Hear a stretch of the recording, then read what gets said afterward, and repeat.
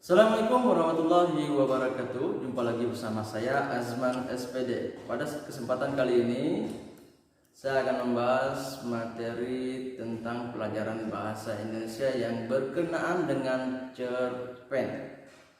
Sebelum kita membahas materi yang berkenaan dengan cerpen, ada baiknya sahabat belajar mengetahui tujuan pembelajaran kita pada hari ini. Adapun tujuan pembelajaran kita pada hari ini, sahabat belajar setelah mengikuti materi yang berkenaan dengan cerpen ini, sahabat belajar diharapkan mampu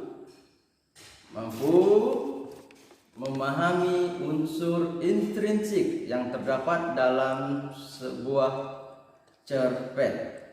Apa-apa saja unsur intrinsik yang terdapat dalam sebuah cerpen? Yang pertama yaitu tentang tema. Setelah mempelajari materi yang berkenaan dengan cerpen, sahabat belajar diharapkan mampu memahami arti sebuah tema. Yang kedua, sahabat belajar juga diharapkan mampu memahami arti sebuah tokoh. Yang ketiga, sahabat belajar diharapkan mampu memahami arti dari sebuah alur dalam cerpen. Yang keempat, sahabat belajar diharapkan mampu memahami arti sebuah latar. Dan yang terakhir, sahabat belajar diharapkan mampu memahami arti dalam sebuah amanat. Baik sahabat belajar yang saya hormati, sebelum kita masuk ke materi cerpen, saya ingin mengingatkan tetap waspada dengan COVID-19 untuk mentaati aturan protokol kesehatan dengan menjaga 3M. Yang pertama, menjaga jarak. Yang kedua, mencuci tangan. Yang ketiga, memakai masker. Baik, unsur intrinsik dalam cerpen. Unsur intrinsik apa-apa saja sahabat belajar? Unsur intrinsik yang terdapat dalam cerpen. Unsur intrinsik yang terdapat dalam cerpen adalah yang pertama, ada tema. Yang kedua, ada tokoh. Yang ketiga, ada alur. Sedangkan yang keempat, ada latar. Yang kelima, ada amanat. Baik sahabat belajar, pada kesempatan kali ini kita bahas satu persatu apa itu tema, apa itu tokoh, apa itu alur, apa itu latar, dan apa itu amanat. Ya, tema. Tema adalah makna yang dikandung oleh sebuah cerita. Ya.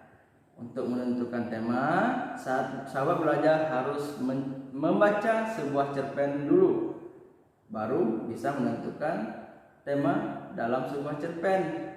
Di saat sahabat belajar tidak membaca keseluruhan dari cerpen, maka sahabat belajar belum bisa menentukan sebuah tema yang terdapat dalam cerpen.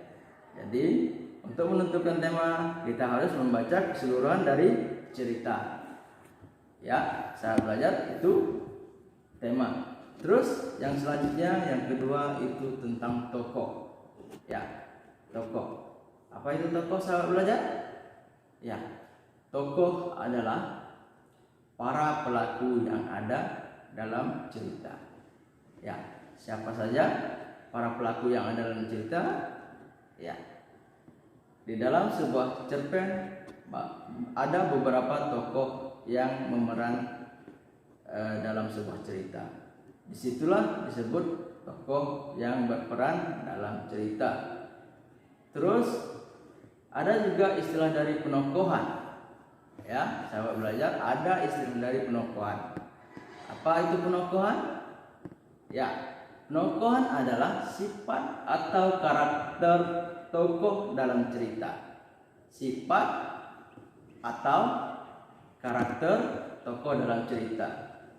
Ya, sifatnya apa saja? Ya, sifat tokoh itu apa saja? Ya, sifat tokoh itu ada sifat antagonis, ada sifat protagonis, dan ada juga sifat tirtagonis. Itu tokoh. Sedangkan yang ketiga ada alur. Unsur intrinsik dalam cerpen ada alur. Yang ketiga, alur adalah pola pengembangan sebuah cerita. Ya, saya belajar pola pengembangan sebuah cerita. Jadi pola tersebut ada pola maju, ada pola mundur, ada pola campuran dalam cerpen. Ya. Terus yang keempat saya belajar ada latar. Latar adalah berfungsi membangun keyakinan pembaca terhadap cerita yang dibuat pengarang. Ya, latar berfungsi membangun keyakinan pembaca terhadap cerita yang dibuat pengarang. Ya, latar tersebut ada waktu, ada tempat, ada suasana.